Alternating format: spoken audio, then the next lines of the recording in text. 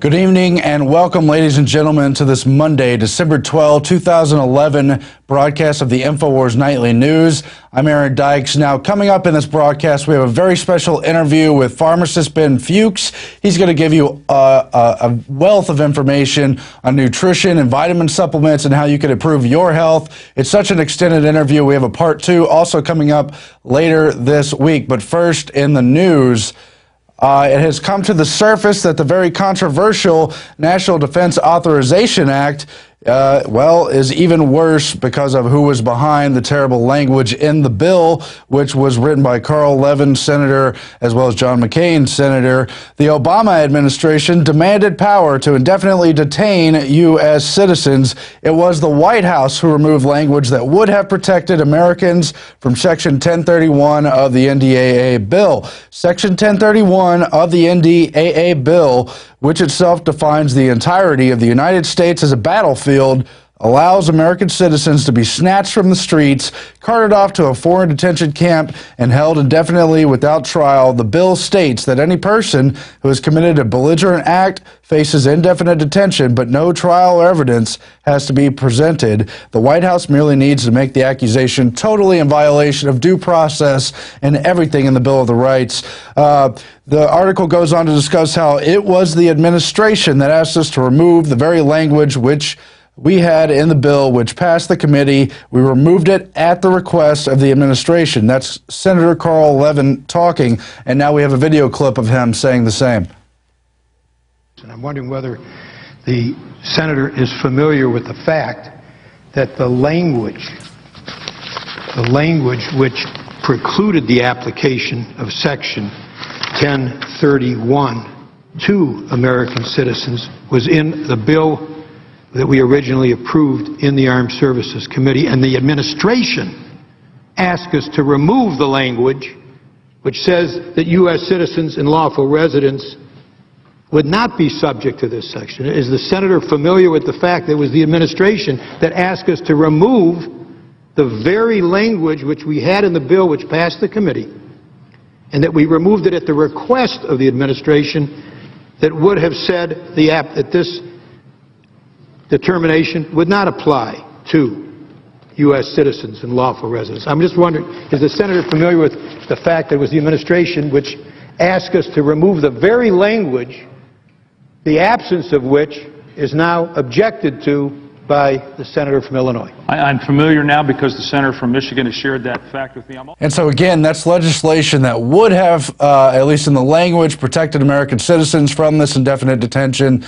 And Levin says it was the White House who asked him to remove it. This is a part of a larger problem because so much of the secret junk that goes on is cloaked under national security, which is all part of the executive branch overreach. It's been going on through many presidents, George W. Bush, chief among them. Obama's a big part of that problem as well. I wanted to read this paragraph. The Obama administration never had a problem with Section 1031 of the bill and indeed acted to ensure it applied to American citizens.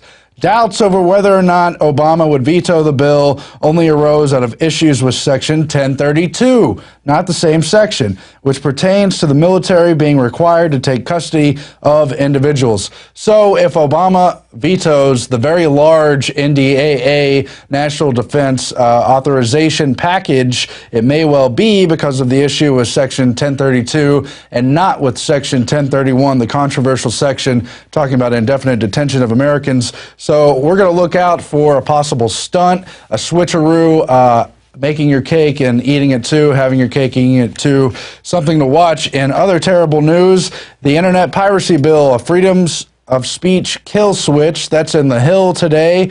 They talk about how the U.S. Justice Department, under the Stop Online Piracy Act, could shut down any internet site it doesn't like on nothing more than a whim.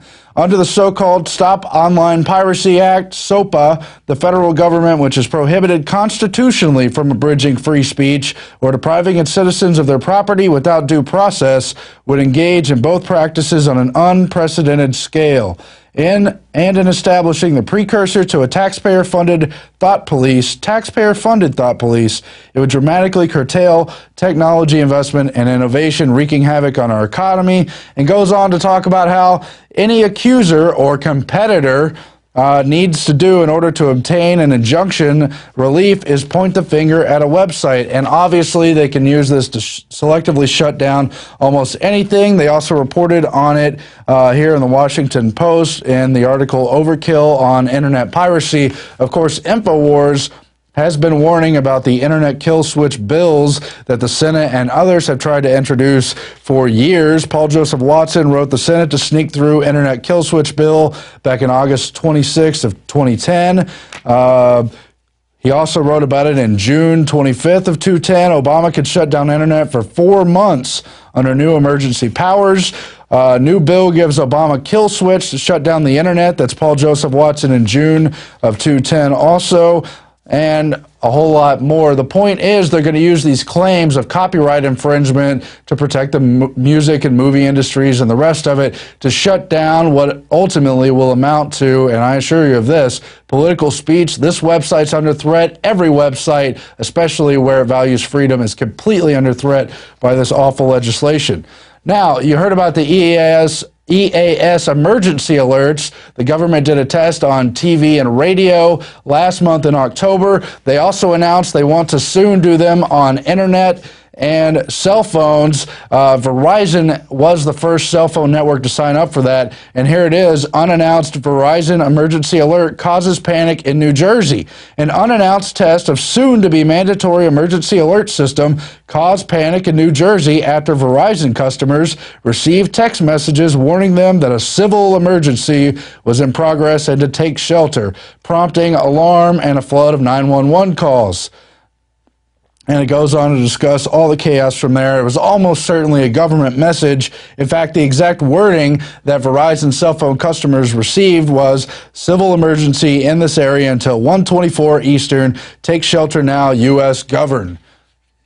Reason for alert indeed. And the point is they're going to take over all means of communication, including the more recent types, cell phone and internet communication, with their emergency alerts, which have other reasons as well. Now, Paul Joseph Watson has also written on the report that says Iran is about to practice closing the Strait of Hormuz. They're going to do a drill to close the key choke point that would send oil prices skyrocketing to $300 to $500 a barrel. More reason to think that a wider war could be beginning. Kurt Nimmo reports on whistleblower activist Sybil Edmonds' warning that foreign military groups are amassing on the Jordan side of the Syrian border. U.S. NATO troops reported on Jordan's border with Syria. Of course, that country is under target as well. There's a covert war going on there, as well as in the wider part of the Middle East. We'll keep an eye on the geopolitical situation in the days to come. Meanwhile, Holder has essentially admitted that the Justice Department lied to Congress, said his little reasons about it's only a state of mind. Now they're discussing in the Daily Caller how Holder may be holding on to private emails about Fast and Furious. A largely overlooked exchange from Thursday's House Judiciary Committee includes what appears to be an admission from Attorney General Eric Holder that emails to and from him about Operation Fast and Furious may exist and that he's refusing to provide them to Congress. Just more reason he should be further questioned, fired, and probably prosecuted. Meanwhile, Attorney General Eric Holder's coming here to Austin, Texas, where we broadcast from, and Kurt Nimmo has written an article urging people to protest his appearance at the LBJ Library in Austin at their main auditorium there. Holds several thousand. It's apparently by invitation only.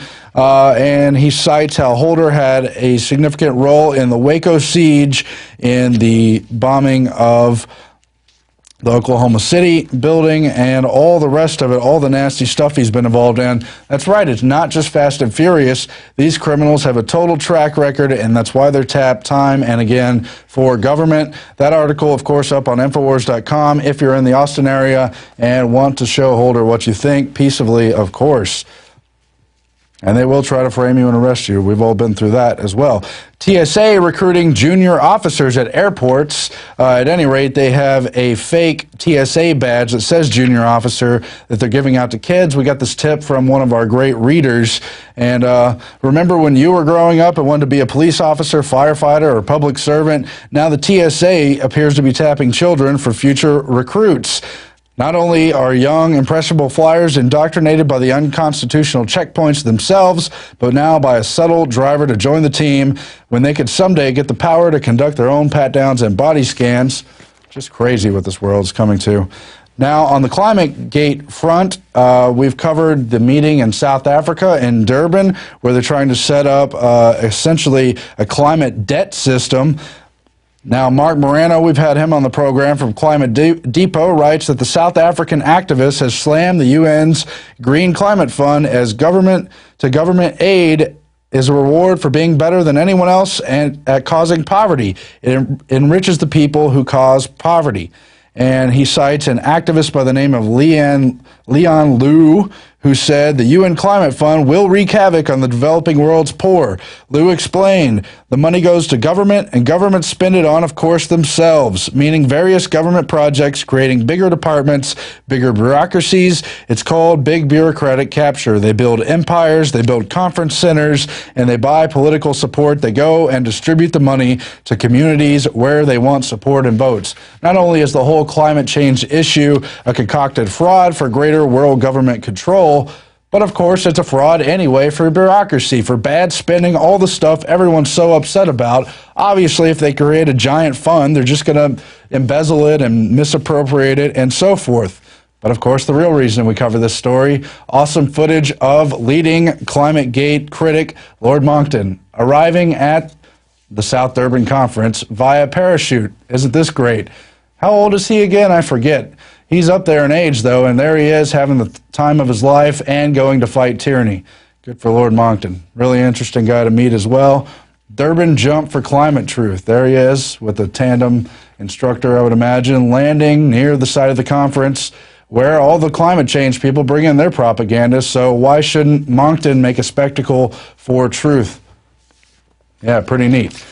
In other news, Rand Paul is now criticizing the leading, or what the media tells us are the leading GOP potential nominees, Gingrich and Romney, saying they're not conservative. Of course, Rand Paul's father, Ron Paul, who's running for the nomination, is conservative. He slammed Romney, saying he had defended bailouts as necessary to keep the entire currency of the country worth something. My experience tells me that if we were on the precipice, we could have had a complete meltdown of our entire financial system, wiping out all the savings of the American people, so action had to be taken. No talk about reining in the Federal Reserve or the real causes of the bailouts or the inherent problem with giving money to the people who acted inappropriately. Meanwhile, current, quote, frontrunner Newt Gingrich claims to have changed his mind on TARP after having his ear bent by a number of, quote, very right-wing businessmen. Those unnamed advisors convinced Gingrich that the financial meltdown was a true crisis and the bailouts were necessary to prevent the financial system from suffering a heart attack. If nothing else, even if they're not conservative, there's certainly sellouts who will blow in the wind any which way the lobbyist money sends them. In Latvia, a country that's had a lot of issues, the largest bank fights off a depositor run after rumors of imminent collapse. It nationalized last month after regulators discovered evidence of massive fraud allegedly carried out by the bank's former owner. Depositors were deprived of access to their funds for days. We've seen this here in the United States with people who had their money in MF Global. Of course, it's happening worldwide, and I'm sure this is just the beginning. Of course, Latvia always has had problems, as I mentioned, but Norway, traditionally a very rich country, however, its butter shortage threatens Christmas treats, reads the headline in the AFP. An acute butter shortage in Norway, one of the world's richest countries, has left people worrying how to bake their Christmas goodies with store shelves emptied and prices through the roof.